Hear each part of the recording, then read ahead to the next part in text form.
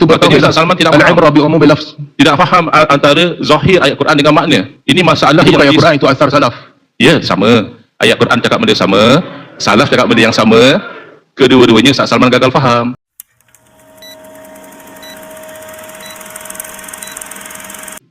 Ada atau tidak ulama salaf yang mempertikaikan amalan tabaruk dengan asar solihin? Bukan dan ya, dengan asar solihin. Ada.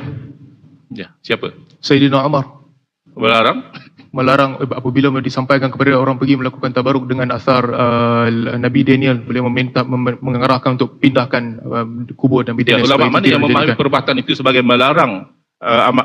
Ulama salaf yang mana yang memahami perbuatan itu sebagai larangan tabaruk dengan asar solihin? Mengarahkan pindah kubur yang menjadi tempat orang ramai mengambil barakah. Kerana kita tahu Sayyidina Umar pemerintah dia buat banyak benda berdasarkan kepada dia bagi siasat syar'iyah.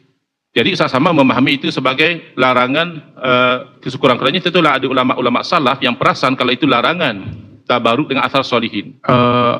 Diriwayatkan daripada Ibnu Umar radhiyallahu anhu bahawa beliau melarang orang pergi sapu kubur Nabi sallallahu alaihi wasallam. Kefahaman Ustaz Salman tak apa, saya tanya tentang ulama salaf. Sekarang saya pergi kepada Abdullah bin Umar salaf lah.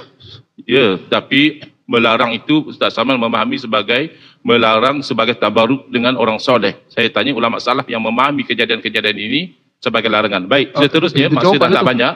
Siapa kalau ulama salaf yang menerangkan konsep tauhid tiga sebagaimana yang difahami oleh golongan Wahabi? Maknanya kalau tauhid rububiyah orang musyrik juga bertauhid. Kalau tauhid uluhiyah, tawassul, istighasah dan tabaruk itu bermasalah, istighasah itu syirik. Siapa ulama salaf yang memahami dan menerangkan sedemikian?